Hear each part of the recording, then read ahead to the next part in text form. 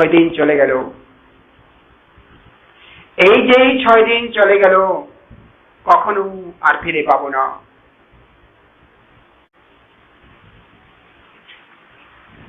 যদি পারতাম আমি অতীতের দিনগুলো ফিরিয়ে আনতাম, হয়তো আর সম্ভব নয়। অতীতের দিনগুলো কখনো ফিরে আনা সম্ভব নয়, যতই চেষ্টা করুক না কেন। মহাভারতে চেষ্টা করেছিল না অতীতের দিনগুলো ফিরিয়ে আনার জন্য? আপনারা মহাভারত পড়েছেন?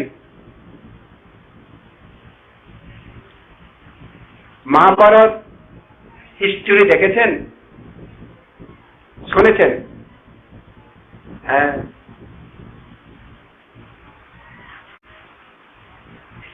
যেই কাল সময় যে গড়িয়ে যায় অসম্ভব দ্রুত বেগে। পৃথিবী এত ঘূর্ণন, পৃথিবীর ঘূর্ণনটা আমরা যে বলি রকেট বলি না, সবচেয়ে দ্রুত না রকেট? এর চাইতেও পৃথিবীর ঘূর্ণন 100 গুণে আরো দ্রুত ঘুরে। তবু এক পাক ঘুরতে কয় ঘন্টা সময় লাগে? পৃথিবীটা এক পাক ঘুরতে কয় ঘন্টা সময় লাগে? হ্যাঁ হ্যাঁ হ্যাঁ,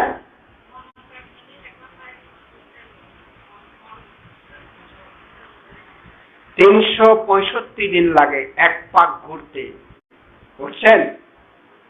365 দিন এক পাক ঘুরতে পৃথিবী 365 দিন লাগে।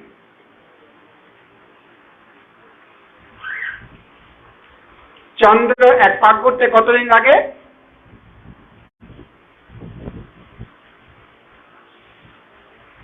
চন্দ্র এক পাক ঘুরতে 1 মাস লাগে। কেমন? চন্দ্র তার নিজস্ব কক্ষে এক পাক ঘুরতে, নিজস্ব গাড়ির চাকার মতো ঘুরতে 1 মাস লাগে।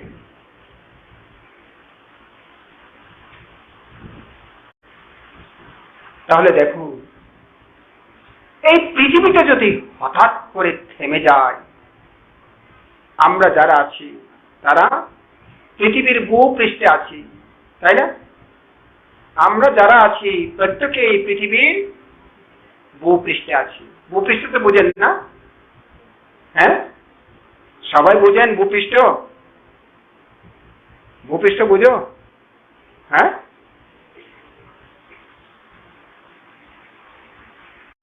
সমান বুঝে নালি এলো? হ্যাঁ, মানালি।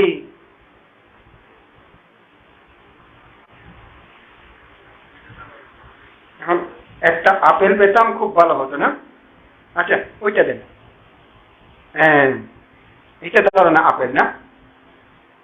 এইভাবে ঘুরে, হ্যাঁ এইভাবে ঘুরে পৃথিবী। আমরা আছি কোথায়? এখানে উপরে, বুঝছো? আমরা সবাই আছি এখানে ভিতরে বাইরে। হ্যাঁ, আমরা ঘর করি কত তলা? 2 তলা, 3 তলা, 5 তলা, 10 তলা, 100 তলা, 200 তলা, 250 তলা ঘর করি না? এটাও যদি দেখতে যাই, পৃথিবীর অনুযায়ী যদি দেখতে যাই, শুধুমাত্র ওই দ্বীপের মতো হয়। ওই দ্বীপই দেখেছেন? হ্যাঁ, ওই দ্বীপে দেখবেন না? হ্যাঁ, ওই পোকানো ওই দিবি, মানে উইর ঘর, মাটি একটা স্তূপ হয়ে যায়। হ্যাঁ, ওই দিবি একটা মাটির স্তূপ হয়ে যায়। তার কত তলা করে ভিতরে? 100 তলা, 200 তলা, 300 তলা করে। অর্থাৎ মানুষের চাইতেও আরো বেশি তলা তারা করে, বুঝলেন? কিন্তু আমাদের পক্ষে সেটা চিনচিত পরিমাণ ছোট্ট একটা স্তূপ, মাটির স্তূপ, তাই না? ঠিক পৃথিবীর অনুযায়ী আমাদের ঘরটাও ছোট্ট মাটির স্তূপের মতো। এত গণ্যনের মধ্যে এই আমরা বেঁচে আছি, এত গণ্যনের মধ্যে আমাদের ঘরগুলো ঠিক আছে, বুঝলেন কেন? মধ্যাকর্ষণের শক্তিতে। কি শক্তিতে? মধ্যাকর্ষণের শক্তিতে। এই সৌরজগতের মধ্যে কোন গ্রহ যদি বেশি আকর্ষণ হয়ে থাকে, সেটা হচ্ছে পৃথিবী। আকর্ষণের শক্তি বেশি এই পৃথিবী, আর এই কারণে আমরা পৃথিবীতে হাঁটি, পরে যাই না। যেভাবে এইভাবে ঘুরে পরে যাবার কথা না, তৎপর করে পরে যাবার কথা না, কেউ পরে না, লেগেই আছে। কেমন? এই আকর্ষণের কারণে। কিন্তু যতই লেগে থাকুক না কেন, দেখো গাড়ির মধ্যে আমরা বসি, গাড়িটা তো আর প্লেনের মতো জুড়ে চলে না, তাই না? ট্রেনের মতো চলে না জুড়ে গাড়িটা, বাস আর কি, বাস গাড়ি। আর রকেটের মতো তো হয়ও না। কোনো কারণে যদি হঠাৎ ব্রেক ধরে, যাত্রীদের অবস্থা কি হয়? যদি 120 যদি চলে ঘন্টায়, হঠাৎ করে যদি ব্রেক ধরে, মানুষের অবস্থা কি হবে? পিছনে থেকে সবাই সামনে এসে একেবারে আয়নাটুকু পর্যন্ত ফেটে পড়ে যাবে, আর গাড়িটাও থাকবে না, উলট পালট খাবে, তাই না? ঠিক তদ্রূপ ভাবে এই পৃথিবীটা যদি, পৃথিবীর ঘূর্ণনটা যদি বন্ধ হয়ে যায় হঠাৎ করে, আমাদের কোনো অস্তিত্ব আর থাকবে না।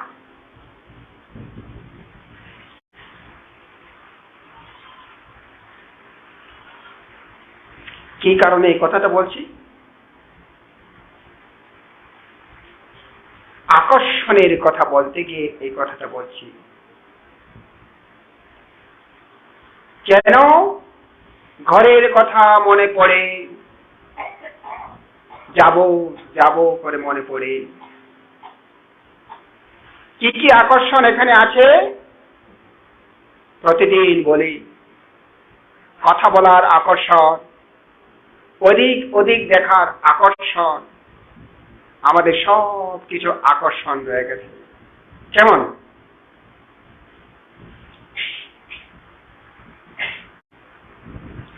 এক সময়ে আমাদের বোধিসত্ত্ব পারামি পূরণের জন্য তিনি সন্ন্যাস গ্রহণ করলেন, হিমালয়ে অবস্থান করছেন। হিমালয় তো চিনেন না? কখনো হিমালয়ে গেছেন? নেপাল গেছেন? তাহলে তো হিমালয়ের পাদদেশে গেছেন। হ্যাঁ, নেপালে যদি যেতে নাই পারেন, ভারতে গিয়ে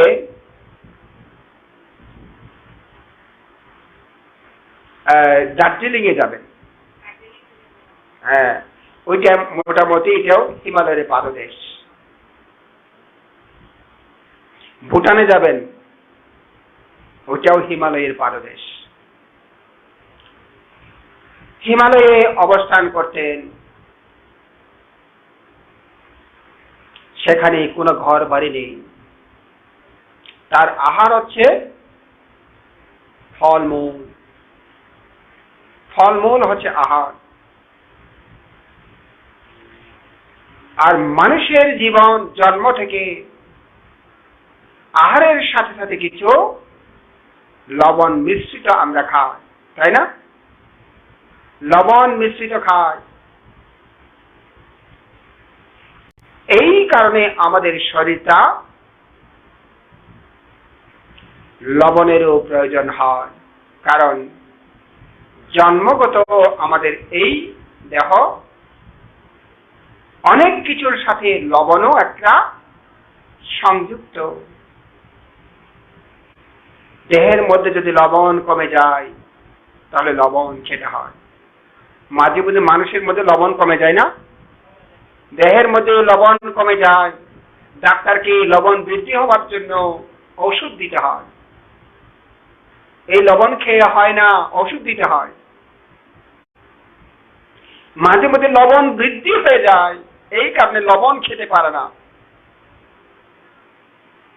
ডাক্তারে নিষেধ করে দেয় লবণ খেতে পারবে না। ঠিক হিমালয়ের ঋষি সন্ন্যাসীরা তারা মাঝে মধ্যে লোকালয়ে চলে আসে লবণ গ্রহণ করার জন্য। আমাদের বোধিসত্ত্ব লবণ গ্রহণ করার জন্য লোকালয়ে চলে আসছে, এসে পিণ্ডাচরণ করতে করতে করতে করতে পর্যায়ক্রমে এক শ্রেষ্ঠীর ঘরে এসে পৌঁছলেন। তখন শ্রেষ্ঠী ছিল না ঘরের মধ্যে, শ্রেষ্ঠী চলে গেছেন রাজসভায়। ঘরের মানুষও ভিতরে ছিল, যার কারণে ঋষি যে এসেছে কেউ জানে না। কিছুক্ষণ দাঁড়িয়ে ঋষি আবার প্রত্যাবর্তন করছেন। পিণ্ডাচরণ বান্তেরাও পিণ্ডাচরণ করলে ঘরের মধ্যে কিছুক্ষণ মানুষ যদি বলতে না পারে, কিছুক্ষণ অবস্থান করতে পারে, মিনিট 5 অবস্থান করতে পারে। যদি মানুষ খবর না পায় একটু কাজ দিতে পারে, যাতে মানুষ বলতে পারে কেউ না কেউ এসছে। তাতেও যদি কেউ সাড়া না দেয় তখন বান্তে অন্যত্র চলে যায়। হ্যাঁ, পিণ্ডাচারিক বান্তে অন্যত্র চলে যায়। এইভাবে একদিন পিণ্ডাচরণ দিল না, 2 দিন পিণ্ডাচরণ দিল না, 3 দিন পর্যন্ত সেই ঘরে আসতে পারে। 3 দিন পরও যদি পিণ্ডাচরণ না দেয় তখন আর পিণ্ডাচারিক বান্তে সেই ঘরে আসবে না।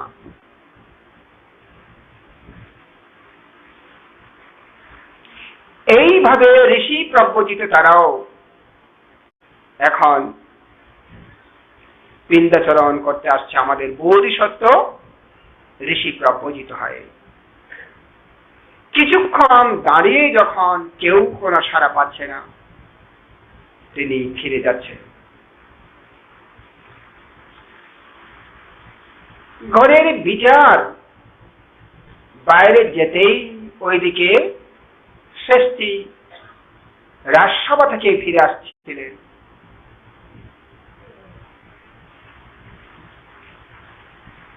দেখতে পেলেন একজন ঋষি প্রব্রজিত তাদের ভিটা থেকে বের হয়ে যাচ্ছে। কাছে গেলেন, হাত জোর করে প্রণাম করলেন, বললেন, প্রভু ঋষিবর, আপনি মনে হয় আমাদের ঘরে গেছেন এদিকে, তাই না? বলছে, হ্যাঁ, আমাদের ঘরে কেউ ছিল না, কিছু কি দিয়েছে? বলছে, কেউ ছিল না ঘরের মধ্যে, ভিতর থেকে আওয়াজ পাচ্ছিলাম না, তাই ফিরে যাচ্ছিলাম। ঋষিবর, ক্ষমা করুন, আমিও রাজসভায় গেছি, ঘরের মানুষও হয়তো ভিতরে আছে, তারা আপনি যে এসেছেন হয়তো তারা জানেন না, আমাকেও ক্ষমা করবেন, আমার পরিবারকেও ক্ষমা করবেন। তিনি এই কথা বলে পায়ে পড়লেন, পায়ে পড়ে প্রণাম করলেন। প্রণাম করে বললেন, ঋষিবর পাত্রটা দিন। আমার ঘরে এসে আপনি খালি পাত্রে ফিরে যাবেন, এটা হতেই পারে না। আজ অবধি আমার যেদিন থেকে জ্ঞান হয়েছে সেদিন থেকে আমি দেখেছি আমাদের ঘর থেকে কোনো সাধু সন্ন্যাসী খালি হাতে ফিরে যায়নি। আর আপনি, আজকে আমি গৃহকর্তা, আমার ঘর থেকে আপনি ফিরে যাবেন, এটা আমার জন্য বিরাট বিরাট একটা অভিশাপ হবে। প্রভু ঋষিবর আমার প্রতি অনুকম্পা করে, আমার পরিবারের প্রতি অনুকম্পা করে আমাদের ঘর থেকে আপনি ভিক্ষা গ্রহণ করুন। যদি ফিরে যান আপনি আমার ঘরে যান, আমি বড়ই কৃতার্থ হব। এই কথা বলে ঋষি থেকে পাত্রটা নিলেন। ঋষিও মৌন সম্মতি নিয়ে পিছনে পিছনে গেলেন। ভিতরে তাড়াতাড়ি গিয়ে পায়ে ধোয়ার জল আনলেন, ঋষিকে পা ধুয়ে দিলেন। শ্রেষ্ঠীর কাছে ছিল একটা চাদর। তখনকার দিনে যারা জমিদারি, তাদের একটা কাঁধের মধ্যে চাদর রাখতো, একে কি বলে? উত্তরীয় বলে। একে বলে উত্তরীয়। কি বলে? উত্তরীয়। শ্রেষ্ঠীদের এইরূপ উত্তরীয় থাকতো। নিজের উত্তরীয়, এই উত্তরীয় একটা লক্ষ লক্ষ টাকা দামের। তখনকার দিনে, এখনকার দিনে নয়, তখনকার দিনে লক্ষ লক্ষ টাকার দামে, এখনকার দিনে শত কোটি দামে হবে। 1 কোটি 2 কোটি নয়, 1000 কোটি দামের হবে। এই উত্তরা দিয়ে তিনি ঋষির পা মুছিয়ে দিলেন, নিজের উত্তরীয় দিয়ে ঋষির পা মুছিয়ে দিলেন। ঋষিকে ভিতরে প্রবেশ করালেন, বসালেন। ঋষিবর, আপনি অনেক দূর থেকে আসছেন, আমি দেখতে পাচ্ছি আপনি বড়ই শ্রান্ত, বড়ই ক্লান্ত। আমি একটু আপনাকে প্রার্থনা করতে চাই। মনে হয় আপনি একটু উষ্ণ জল দিয়ে স্নান করলে আপনার শ্রান্ত কেটে যাবে। আমি একটু সেবা করতে পারি? ঋষি বললেন, ঠিক আছে, ব্যবস্থা করো।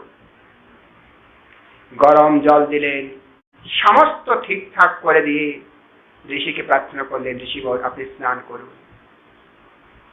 ঋষি স্নান করলেন, গা মুছানো কাপড় দিলেন এবং উত্তম আসন দিয়ে, উত্তম উত্তম খাদ্যগুচ্ছ দিয়ে ঋষিকে সেবা করলেন।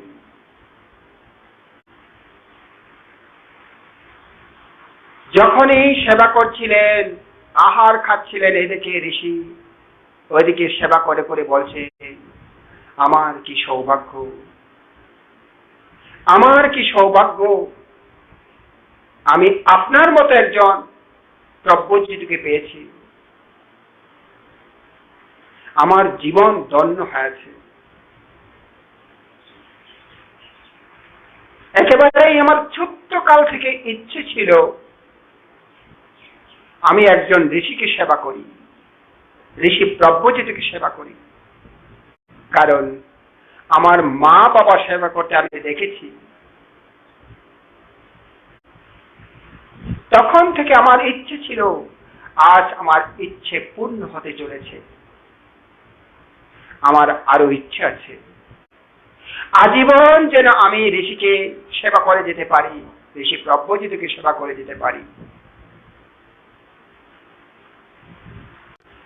এই উপাসকের কথাগুলো এত সুমধুর, কণ্ঠগুলো এত সুন্দর।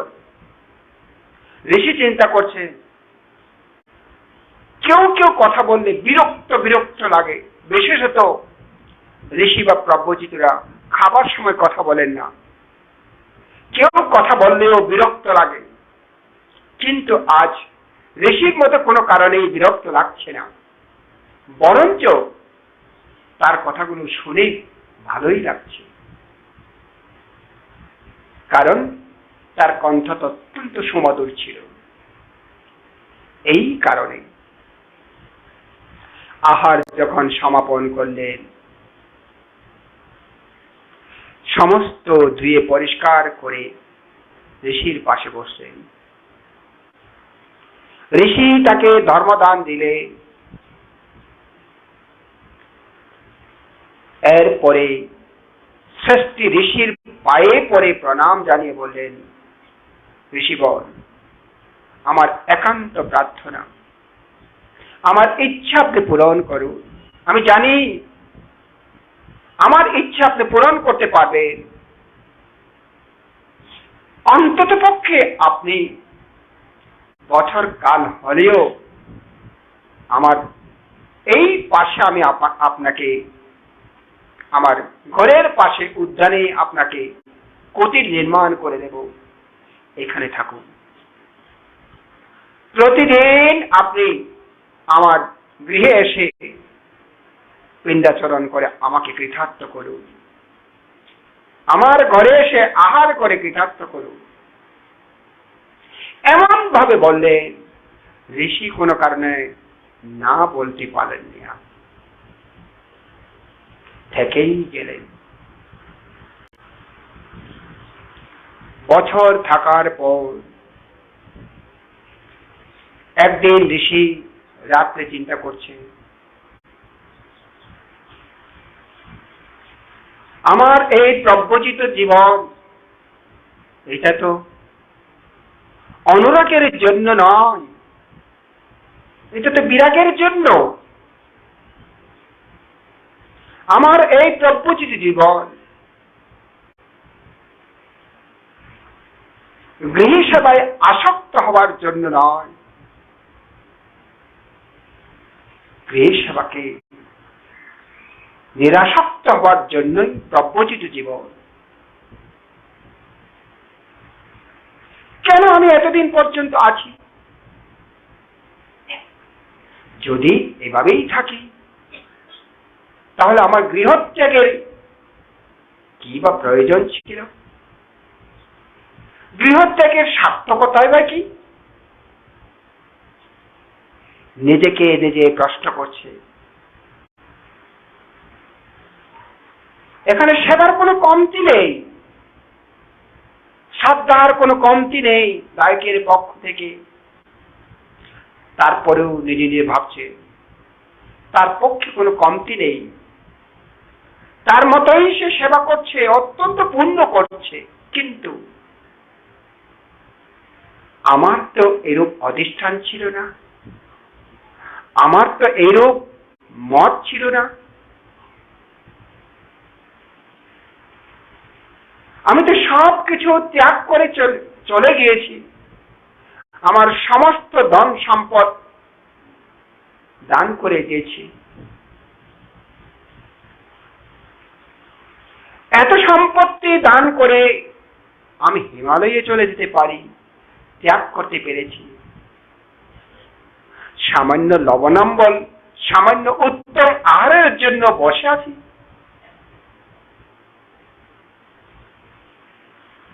নিজেকে নিজে জিজ্ঞেস করছে, হে ঋষি, তোমার তো লজ্জিত হওয়া উচিত। তুমি গৃহ ছেড়েছ বটে, গৃহস্থকে ছাড়তে পারোনি। তুমি সমস্ত কিছু দান করতে পেরেছ বটে, সামান্য উত্তম আহারকে তুমি ত্যাগ করতে পারোনি।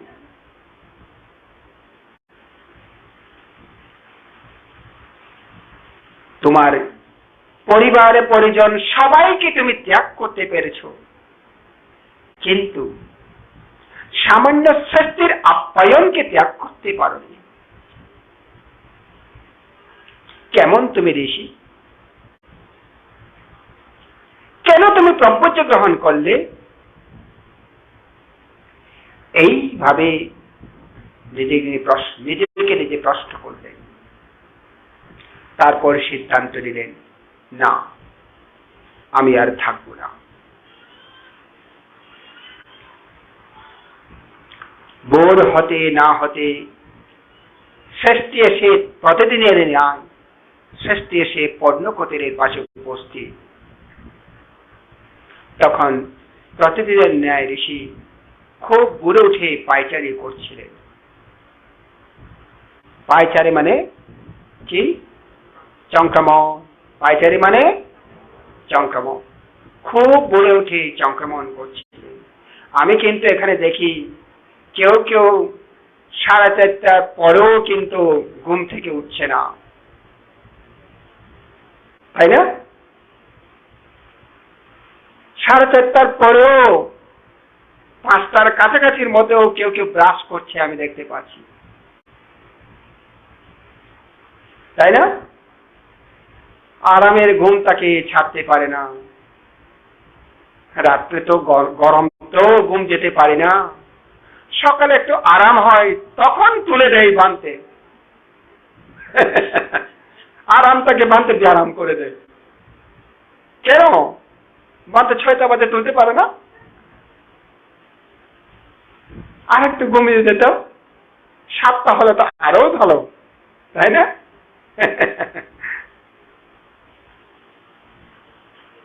এইভাবে প্রতিটি ঋষি ব্রহ্মচিতগণ এভাবে ভোর থেকে শয্যা ত্যাগ করে। এটা ব্রহ্মচিতদের ধর্ম। আপনারা বলবেন, ভান্তে আমরা তো ব্রহ্মচিত হয়নি। আপনারা এই 10 দিনের জন্য ব্রহ্মচিত। কেননা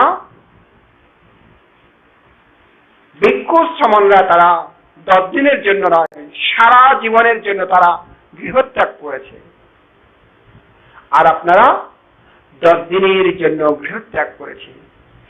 কাকে ব্রহ্মচিত বলা হয়? যিনি নির্বাণ কামনায় গৃহত্যাগ করে বানপ্রস্থ জীবন গ্রহণ করে, তাকেই বলে ব্রহ্মচিত। বুঝলেন? আপনারাও 10 দিনের জন্য বানপ্রস্থ জীবন গ্রহণ করেছেন, তার মানে আপনারাও ব্রহ্মচিতের ন্যায়। যদিও বা হয়তো শ্রমণ হননি, হয়তো ভিক্ষু হননি, কিন্তু আপনাদের চিত্ত চেতনায় নির্বাণ কামনা, আর অন্য কিছু নয়। অন্য কিছু কি আছে?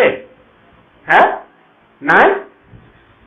মাঝে মধ্যে অন্য কিছু থাকে, তো মাঝে মধ্যে অন্য কিছু থাকে।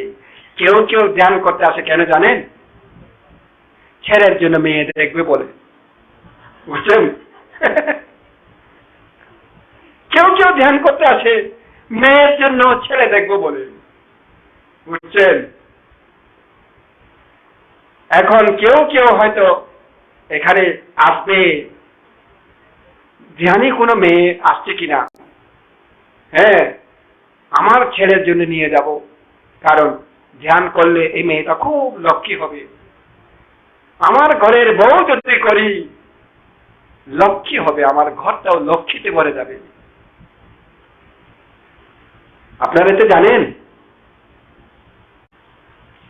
আমরা প্রায় জায়গা যাই। তো আগে আমি বুঝতাম না, আমি কিছুই জানতাম না, এখন একটু একটু জানি।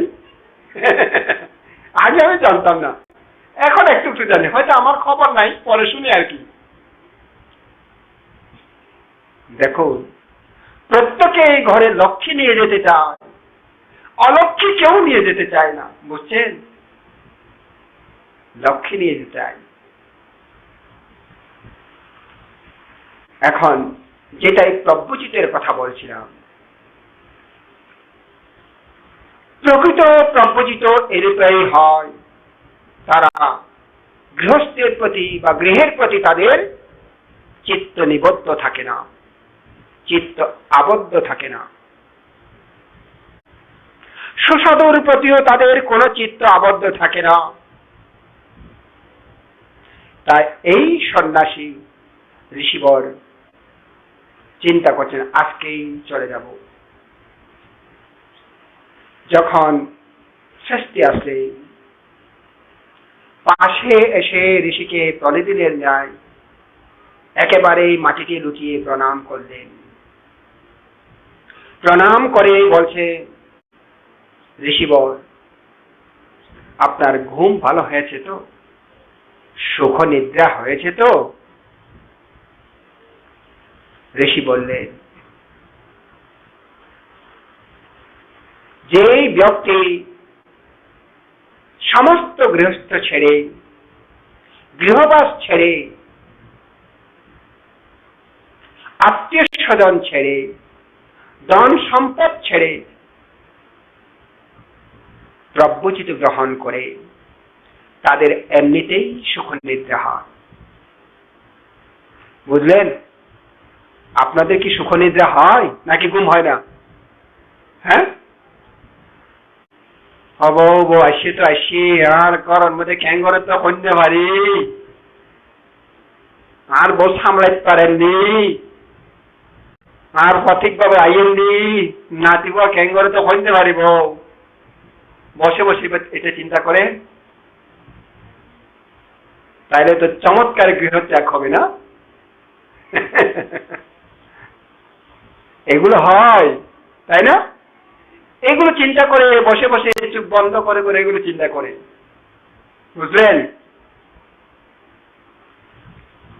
কিন্তু ঋষি বলছে, যারা গৃহত্যাগ করে, গৃহস্থকে ত্যাগ করে, ধন সম্পদ ত্যাগ করে, বানপ্রস্থ জীবন গ্রহণ করে, তাদের সুখ নিদ্রা ছাড়া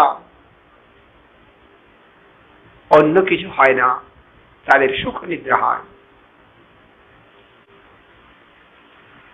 বুদ্ধ কি বলছেন?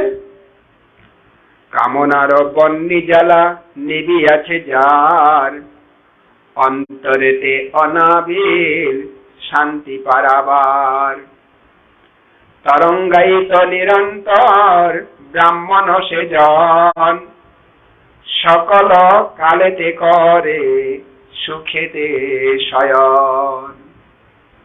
বুদ্ধ বলছেন, যার কাছে কামনা নেই, বাসনা নেই, কামনা বাসনাকে পিছনে ফেলে দিয়েছে, অনেক দূরেই ফেলে দিয়েছে, অন্তরের মধ্যে অনাবিল শান্তি তৈরি করতে পারে, তরঙ্গের মতো ঢেউকেও একটার পর একটা ঢেউকেও সমস্ত কিছু ত্বরিত হয়ে পার হয়, তিনি হচ্ছে ব্রাহ্মণ। আর এই ব্রাহ্মণ সকল ক্ষেত্রে সুখে শয়ন করে। বুঝলেন? আপনারাও এইভাবে যদি ব্রাহ্মণ হতে পারেন তাহলে সুখে শয়ন করতে পারবেন। ব্রাহ্মণ কাকে বলে জানেন? হ্যাঁ, কাকে বলে ব্রাহ্মণ? হ্যাঁ হ্যাঁ হ্যাঁ,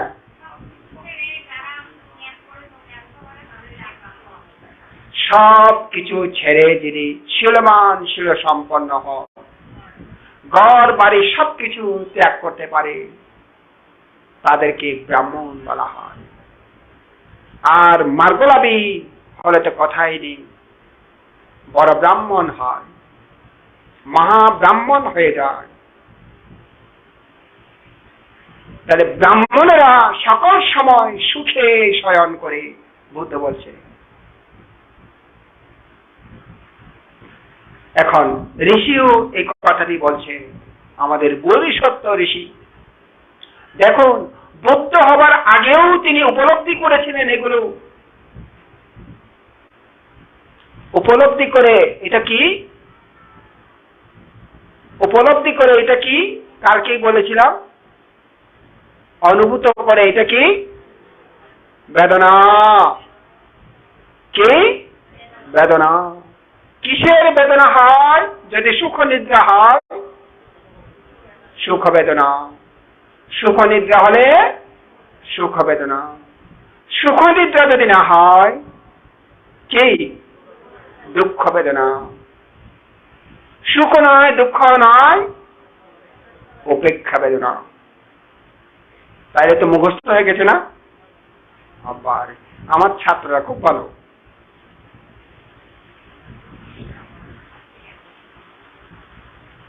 এখন ষষ্ঠী একেবারে শ্রদ্ধায় অভিভূত হয়ে প্রতিদিন ন্যায় সাষ্টাঙ্গ প্রণাম করলেন, করে বলছেন সুখ নিদ্রা হয়েছে তো? তারপর উত্তর দিচ্ছে হ্যাঁ সুখ নিদ্রা হয়েছে। সুখ নিদ্রা সম্পর্কে তো অনেক বললাম না? হ্যাঁ সুখ নিদ্রা হয়েছে। তখন পরপরই বললেন ষষ্ঠী বল আজই আমি চলে যাব। এই কথা শুনেই ষষ্ঠী অবাক হয়ে গেলেন, আশ্চর্য হয়ে গেলেন। একেবারে পাথরের মতো থ হয়ে দাঁড়িয়ে রইলেন কিছুক্ষণ। কিরে? কিছুক্ষণ পরে সম্বিত ফিরে ষষ্ঠী চোখের দুই ধারার অশ্রু বেয়ে পড়ে কেঁদে কেঁদে বলছে, কি সন্ন্যাসী বল, আমি কি অপরাধ করেছি? আমার পক্ষ থেকে আপনার সেবা কোনো ঘাটতি হয়েছে কিনা, অথবা আমার পরিবার থেকে আপনার সেবা কোনো ঘাটতি হয়েছে কিনা? কেন আপনি যাবেন? আমি আপনাকে পেয়ে মনে হচ্ছে যেন আমি বিরাট রত্ন পেয়েছি। আমার ঘরের মধ্যে রত্ন আছে, এটাই আমার প্রতিটি মুহূর্তে প্রতিটি সময়ে আমাকে আনন্দ দান করে। আর আপনি যদি চলে যান আমার ঘরের রত্ন হারিয়ে ফেলবো আমি। কেউ যদি রত্ন হারায় তার কি নিদারুণ দুঃখ হয়, তার কি কষ্ট হয়। ঋষিবর হয়তো আপনি জানেন না, উপলব্ধি করতে পারবেন না।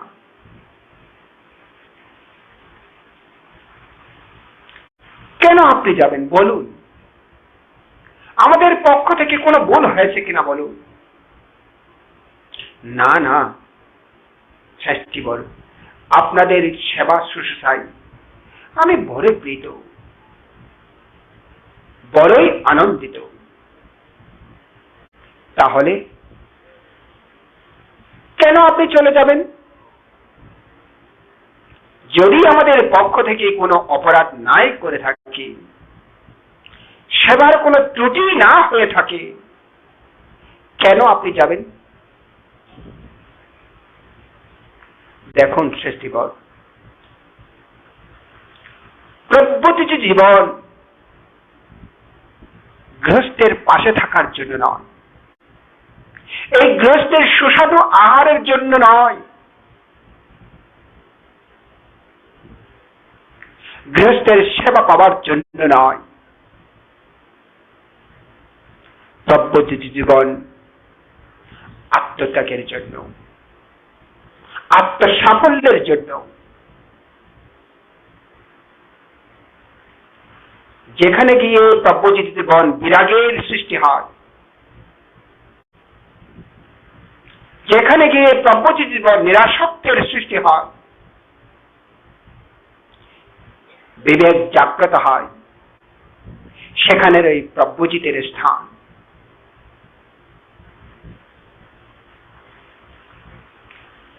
আপনি তো আমাকে খুব শ্রদ্ধা করেন তাই না? বলছে হ্যাঁ, অন্তরের অন্তঃস্থল থেকে আমি আপনাকে শ্রদ্ধা করি। শুধু তাই নয়, আপনি আমার পাশে থাকা মানে আমার মনে হয় যেন আমার হৃৎপিণ্ড আছে। আমি আর কি বলবো?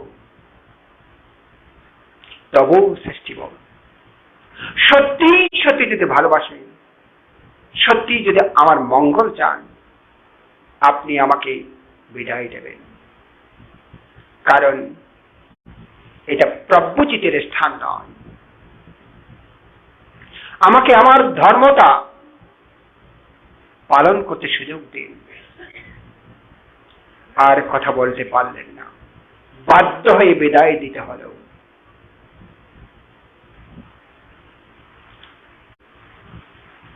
চলে গেলেন প্রভুজিত সেই বোধিসত্ত্ব। এইভাবে মানুষ, আপনারাও একদিনের জন্য যদি উপসৎশীল গ্রহণ করে, আপনাদেরকে এইভাবে ভাবতে হবে, তবেই দেখবেন আপনার একটা দিন উপসতের শীল আপনার জীবনে কত মহত্বতা তৈরি করেছে। আর যদি 10টি দিন যদি উপসৎশীল গ্রহণ করতে পারেন, তাহলে তো কথাই নেই। প্রতিটি মুহূর্তে যদি এই ভাবনা অন্তরের মধ্যে ঠাঁই পেতে পারে, তাহলে আর কোনো কথাই নেই। জীবনকে এইভাবেই তৈরি করতে হয়।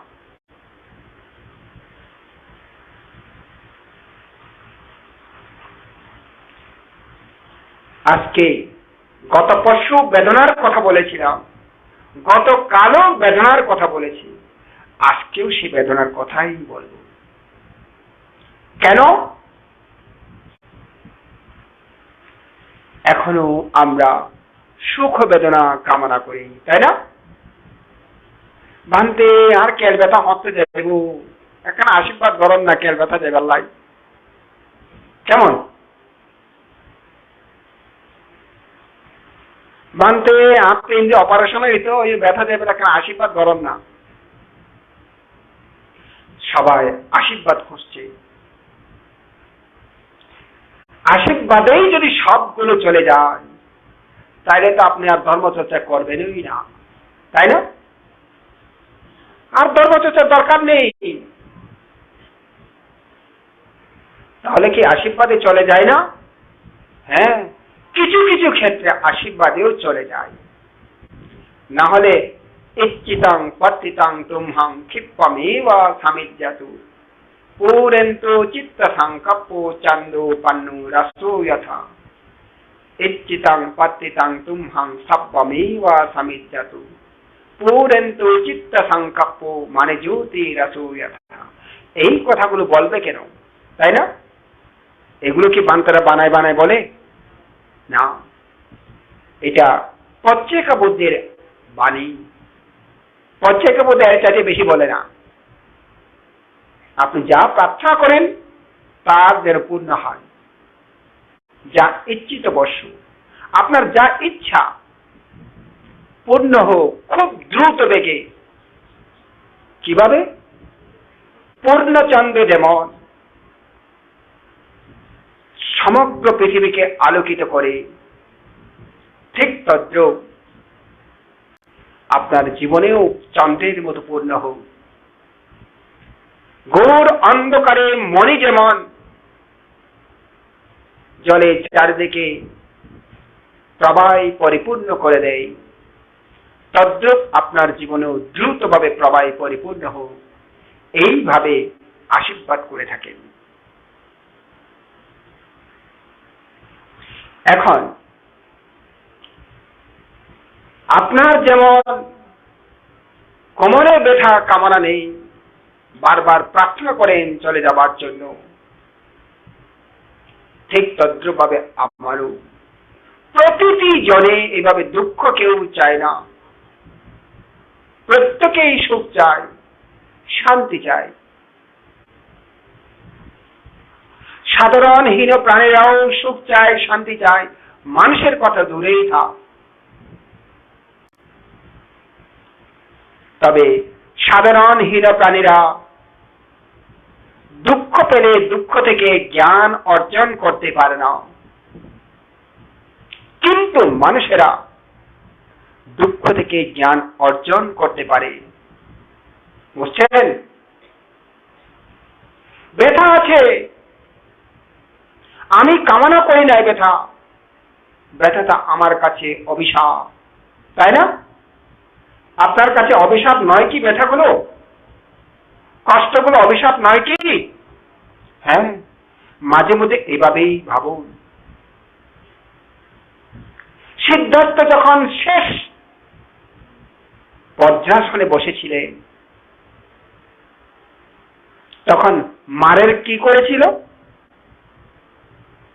হে সিদ্ধার্থ, এটা আমার জায়গা, তুই উঠ, অনেক আগে থেকে এটা আমার সম্পত্তি, আমার জায়গা থেকে উঠো, যদি না উঠো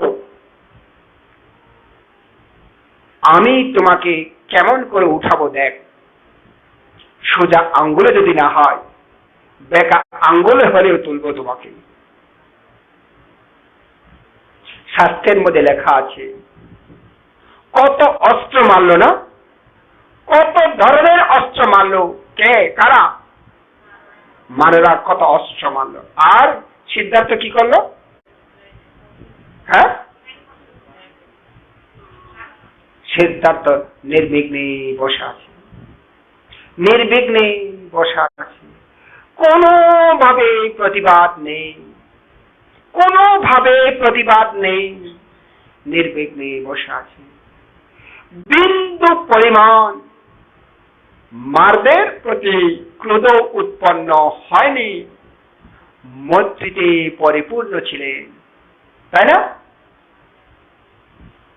একেবারে নিরাসক্ত ছিলেন, কোন আসক্ত ছিল না, চিত্ত কোনো চঞ্চল ছিল না, চিত্ত স্থির শান্ত ছিল। আর এই কারণে প্রতিটি তীর, প্রতিটি বোমা সিদ্ধার্থের কাছে এসে ফুলে পরিণত হয়েছে, তাই না? ফুলে পরিণত হয়েছে। মারের অভিশাপ সিদ্ধার্থের কাছে আশীর্বাদে পরিণত হয়েছে, নয় কি? হ্যাঁ, তাহলে আপনার মারের অভিশাপ আপনাকেও আশীর্বাদে পরিণত করতে হবে। এই ব্যথা বেদনা কি মার জানেন? স্কন্দমার। কি মার? স্কন্দমার। 5টি মার আছে, 5টি মার আছে।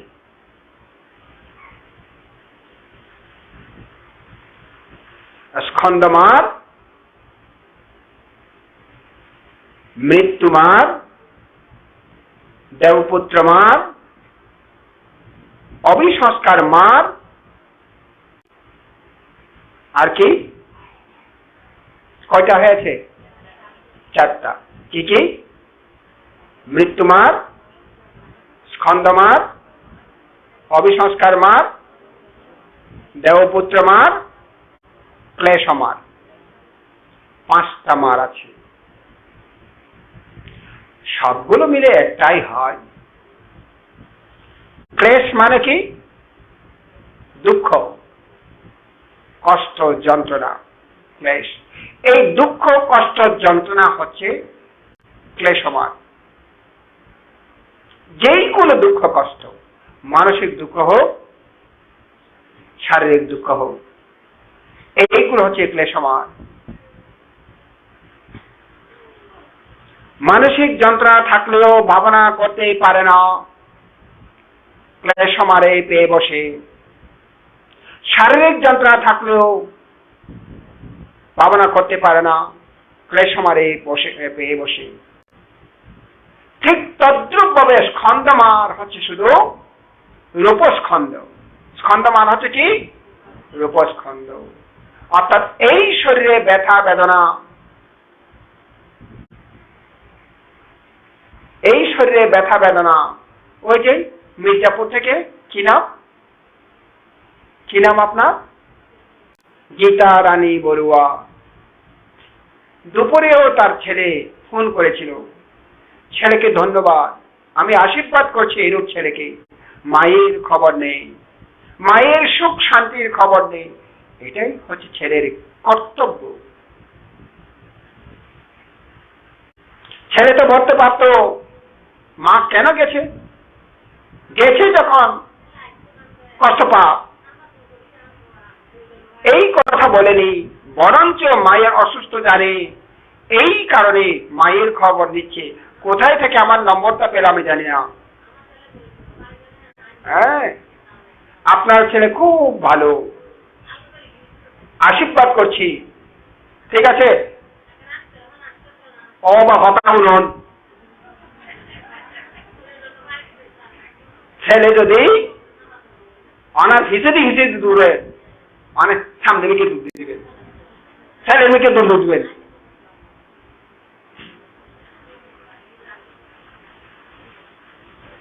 অনার ছেলেদের আশীর্বাদ করছেন, কিন্তু অনারা নয়, বুঝছেন না, অনারা নয়। দেখেন, এটাই হচ্ছে মায়ের মায়ের মাতৃত্বের গুণ। আমার লাগবে না বানতে, আমার ছেলেকে করলেই হবে, এটা হচ্ছে মাতৃত্বের গুণ। আচ্ছা আচ্ছা, ওই ওই ওই ওই ওই ওই ওই ওই শোনাম গাই তো আপনার মাতুম ভালো লাগে। আচ্ছা,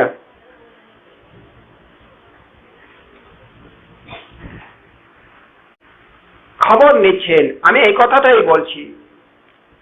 যেটা রানী বড়ুয়ার স্কন্দমার ছিল, স্কন্দমার মানে শরীর একটা স্কন্দ, শরীর একটা কি স্কন্দ, স্কন্দ মানে কি অংশ, স্কন্দ মানে কি অংশ, শরীর একটা অংশ। এই অংশের মধ্যে 4টি অংশ আছে। কি কি 4টি অংশ? কি কি? মাটি, পানি, বায়ু, তাপ। এখানে এইভাবে যে কোনো একটা স্কন্ধ, মাটিও শুধু একটা নয়, একটা শুধু নয়, পৃথিবী ধাতু এটাও একটা স্কন্ধ, বুঝছেন? একটা হলে স্কন্ধ হতে পারে না, অনেকটা মিলে স্কন্ধ হয়, বুঝছেন? পানিও একা নয়, সেও একটা স্কন্ধ, তেজও একটা স্কন্ধ, বায়ু একটা স্কন্ধ, বুঝছেন? এই মাটি এবং পানি দুটো মিলে 32 প্রকার হয়। কেমন? দুটো মিলে 32 প্রকার হয়। মাটির অংশ 20 প্রকার, বাকি কত প্রকার? 12 প্রকার হচ্ছে পানির অংশ, বুঝলেন? 32 প্রকার অসুচি ভাবনা, এটাও ভাবনা করা হয়। হ্যাঁ, অসুচি ভাবনা করো বললে 32 প্রকার অসুচি ভাবনা দেবে।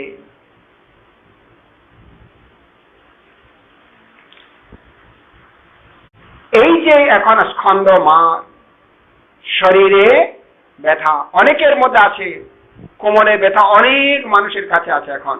কোমরের ব্যথা নাই মনে হয় খুব কম মানুষ আছে এখন, প্রায় মানুষের মধ্যে কোমরের ব্যথা। বয়স মানে না, অল্প বয়সেও কোমরের ব্যথা হয়।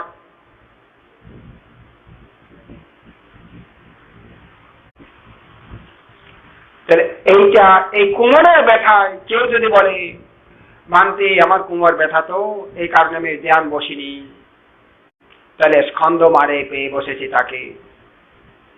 কোমরের ব্যথা বানতে এই কারণে আমি বেশিক্ষণ বসতে পারি না, তাহলে স্কন্ধ মারে পেয়ে বসবে, বুঝলেন? স্কন্ধ মারে পেয়ে বসবে। তাহলে কি করতে হবে?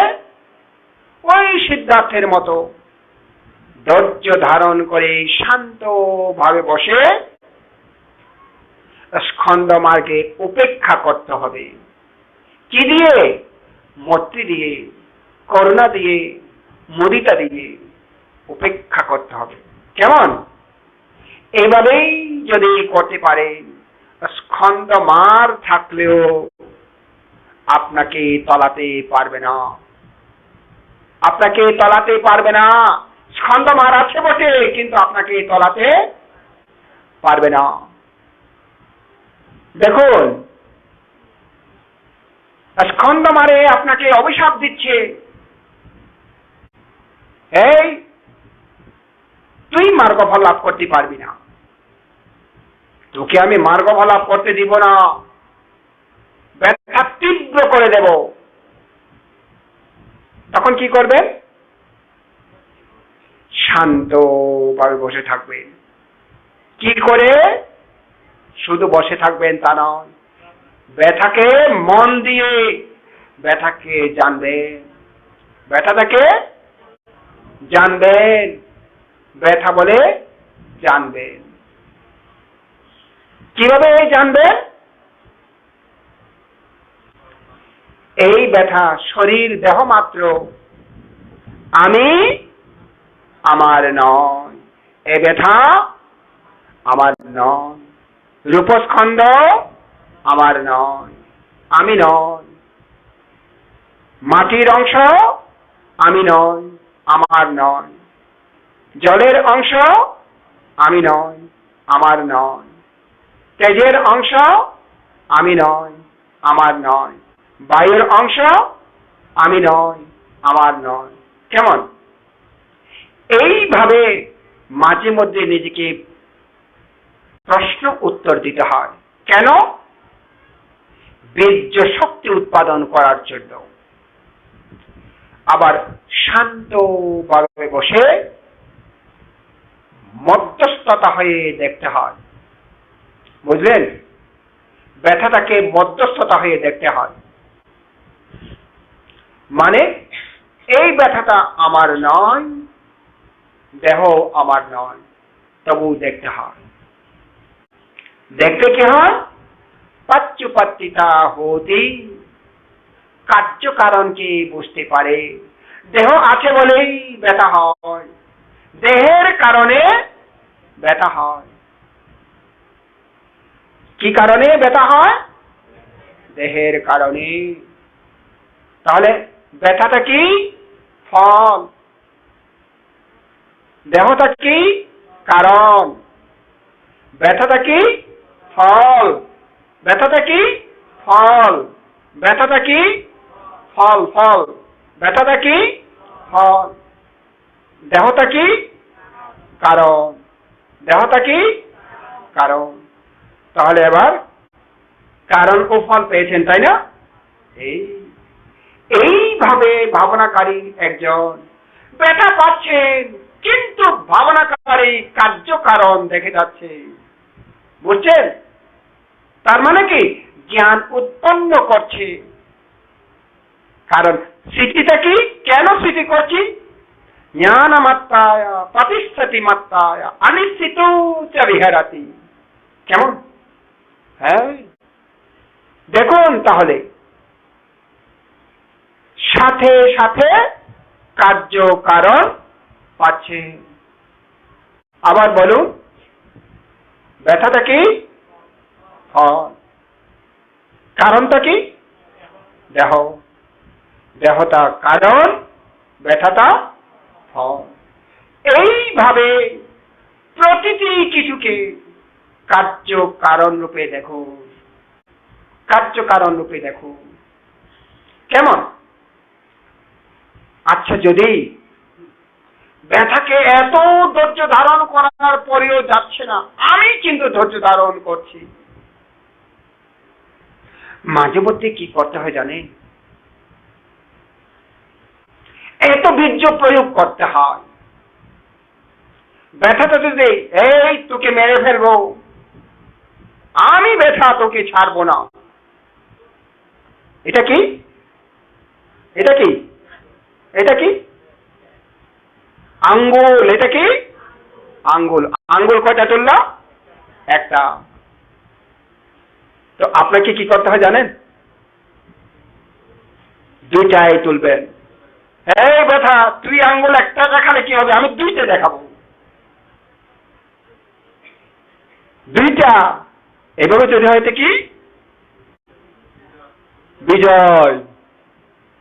বুঝছেন? তুই আঙ্গুল একটা দেখালে কি হবে? আমি দুইটা দেখাবো। ব্যথা যদি একটা আঙ্গুল দেখায়, আমি দুইটা দেখাবো। দুইটা দেখার মানে কি? বিজয় লাভ হবে। কেমন? হ্যাঁ, দেখুন তাহলে শক্তি কোথায়?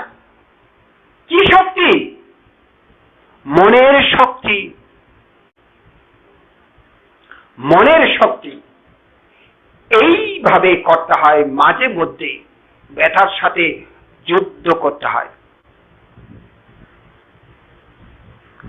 তখন হতে হয় যুদ্ধাং দেহি, যুদ্ধের দেহ। এইভাবে করতে হয়। তাহলে ব্যথাকে অবনোদন করা সম্ভব। পারবেন তো? পারবেন তো? হ্যাঁ হ্যাঁ, তাইলে এটাই, এই যে এখন যেটা বলছিলাম,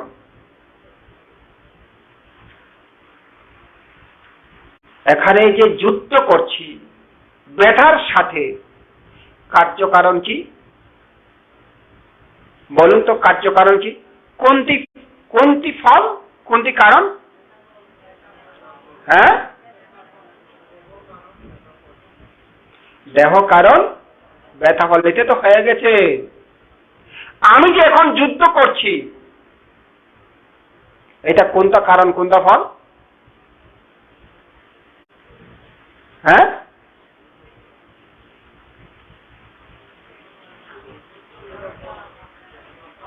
এখানে দুইটাই বের করেন।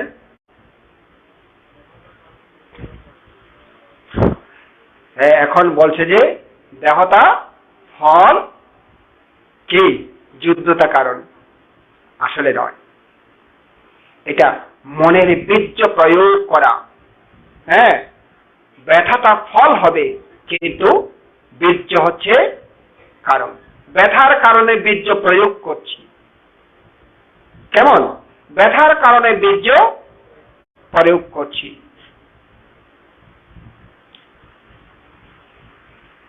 আর যদি তৃষ্ণা জাগে, এখানে কার্যকারণ কোথায় পাবো? হ্যাঁ, তৃষ্ণা যদি জাগে, কার্যকারণ কোথায় পাবো?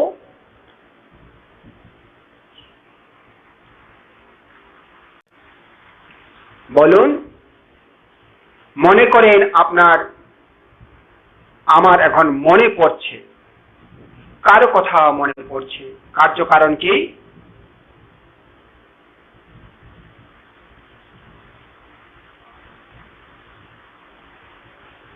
কারণ কি? মনে পড়ছে, কারণ কি? পূর্ব সংস্কার আছে, তার সাথে পরিচিত আছে। সংস্কার আছে, এটা হচ্ছে কারণ। সংস্কারটা কারণ, মনে পড়ছে এটা ফল। এই সংস্কারটা কারণ হয়ে থাকে, বুঝলেন? হ্যাঁ, বেদনা, সংজ্ঞা, সংস্কার, বিজ্ঞান, এগুলো সমুদায়া মধ্যে পড়ে। এই কারণে কোথায় পড়ে? সমুদায়া, কারণের মধ্যে পড়ে। এই সবগুলো বেদনা, সংজ্ঞা, সংস্কার, বিজ্ঞান, এগুলো কারণের মধ্যে পড়ে। এইভাবে জ্ঞানীরা প্রতিটি মুহূর্তে কার্যকারণকে খুঁজে, কার্যকারণ দেখে। সত্যি যদি আপনার প্রতিটি পদে এভাবে যদি কার্যকারণকে আপনি খুঁজেন, আপনার মনটা স্থির হয়ে যাবে না? অন্য কিছু ভাবার সুযোগ নেই, কারণ প্রতিটি মুহূর্তে আলম্বন হচ্ছে, প্রতিটি আলম্বনের সাথে কার্যকারণ হচ্ছে। তাহলে অন্যদিকে যাবার কোনো সুযোগ নেই, তাই না? অন্যদিকে যাবার কোনো সুযোগ নেই।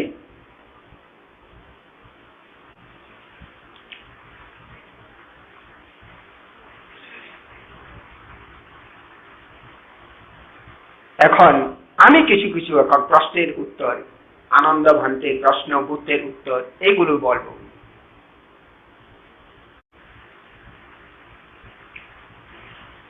যখন শ্রাবস্তিতে বুদ্ধ অবস্থান করছিলেন,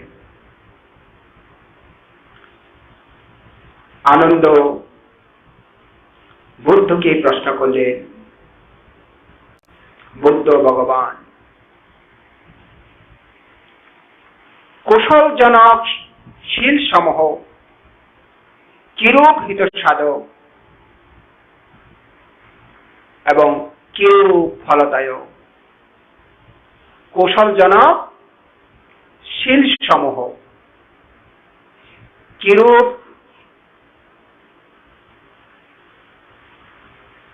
বলছিলাম কি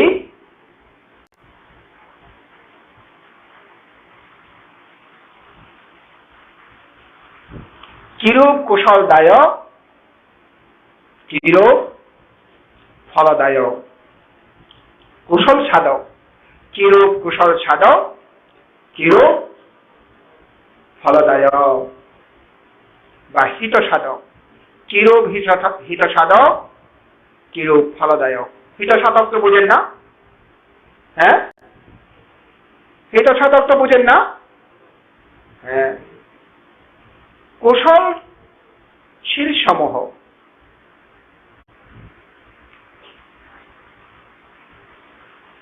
কিভাবে হিত হয়, ভালো হয়, কল্যাণ হয়, কিরূপে ফল লাভ করে। বুদ্ধ উত্তরে বলছেন, আনন্দ কৌশলজনক শিল সমূহ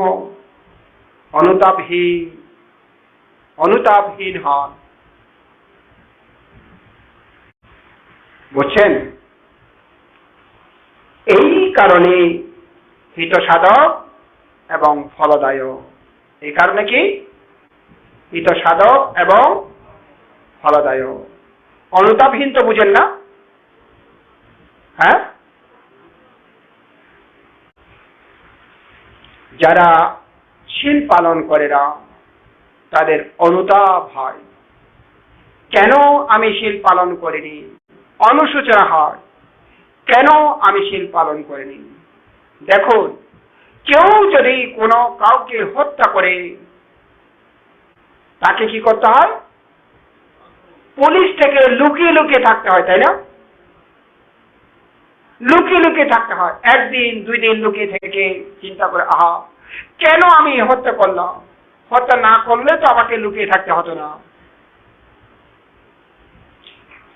যেই কোনো মুহূর্তে পুলিশ পেলেই আমাকে ধরে নিয়ে যাবে, পুলিশ পেলেই ধরেও নিয়ে গেল, এখন জেলখানাতে ভরে দিল।